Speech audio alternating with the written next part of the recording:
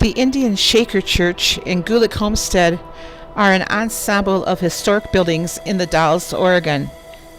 Built by Henry Gulick directly on the Columbia River bank in the 1890s, it is the only remaining 19th century fishing homestead in Oregon.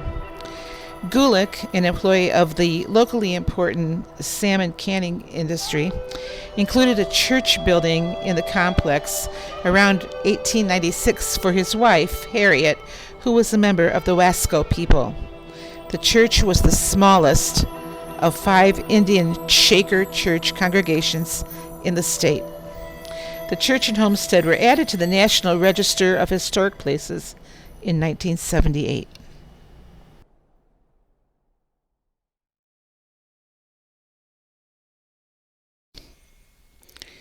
The Columbia River Gorge is a canyon of the Columbia River in the Pacific Northwest.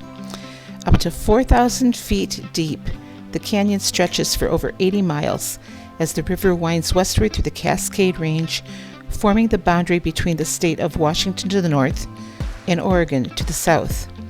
Extending roughly from the confluence of the Columbia with the Deschutes River and the towns of Roosevelt, Washington, and Arlington, Oregon, in the east, down to the eastern reaches of the Portland metropolitan area. The water gap furnishes the only navigable route through the Cascades and the only water connection between the Columbia Plateau and the Pacific Ocean. The Columbia River Gorge is stunningly beautiful, and pictures just don't do it justice.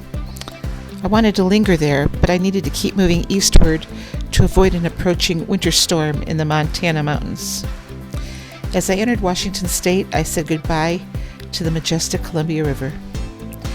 But Washington brought its own kind of beauty, a mixture of mountains and Palouse, lush greenery, and grain fields. Spokane was ahead of me. The traffic was heavier, and I found myself longing for the serenity of the Columbia River Gorge. But I had to keep moving eastward. As I entered Idaho, I was back in familiar territory. Idaho is full of beautiful mountains, pristine lakes, and an ever-changing landscape. I've previously spent a lot of time in Idaho. The skies became cloudier the further east I traveled, signs that the weather forecast was not wrong, and snow was on the way. As I approached Lookout Pass on the Idaho-Montana border, the snow made its appearance as it danced across roadways, settling and glistening on the mountaintops. Moving farther away now from the Oregon Gorge I loved, there was a more present mission now.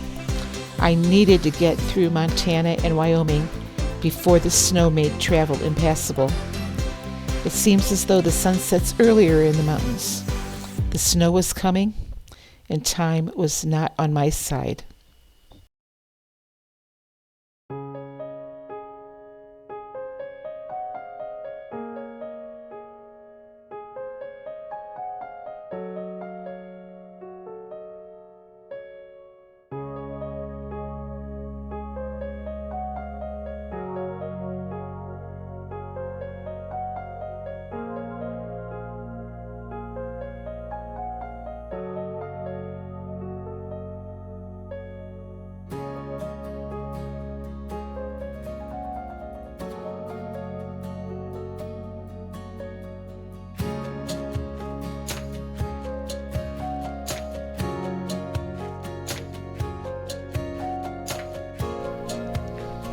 The closer I moved toward my hotel in Missoula, the darker the snow clouds became. But I decided to worry about the weather in the morning. Day 2 of travel was complete, but many more miles to go after a good night's sleep.